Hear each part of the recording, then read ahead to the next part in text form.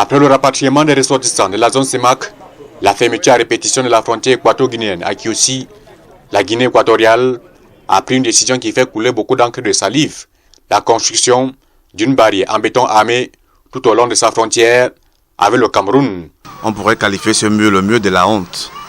Parce que ce serait totalement incompréhensible. Ça veut dire que l'Afrique aurait fait un recul d'au moins 100 ans en arrière par rapport à nos valeurs africaines où il n'y avait aucune barrière entre les peuples.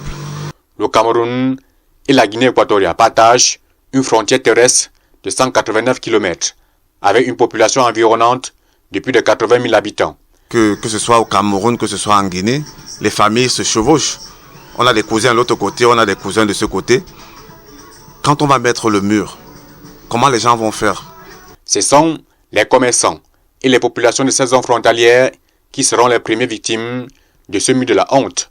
Indicom, c'est un grand point de ravitaillement des Camerounais en Guinée et des Guinéens au Cameroun. Et cette barrière, en sorte que ces populations souffrent énormément, surtout pour leur déplacement, le déplacement sera très long.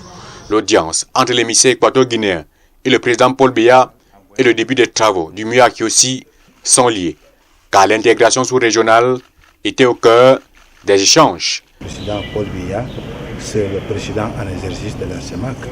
Les actions de la communauté sont vraiment travaillées en groupe, s'évoluent en groupe.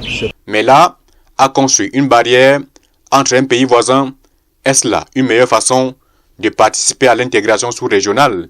Ils ne sont pas prêts à l'intégration, qu'on prenne temps et qu'on a même cru à un moment qu'elle était effective. Mais on a l'impression que cette intégration n'est qu'une façade, ce n'est que sur du papier. Depuis 2015, les chefs d'État de la CEMAC ont signé l'effectivité de la libre circulation des biens des personnes dans la sous-région. Mais sur le terrain, rien n'est fait. Nous sommes très égoïstes. C'est tout simplement une question d'intérêt.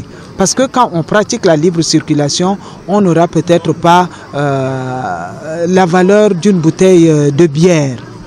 Et donc, il faut bien retenir pour avoir ce qu'on veut.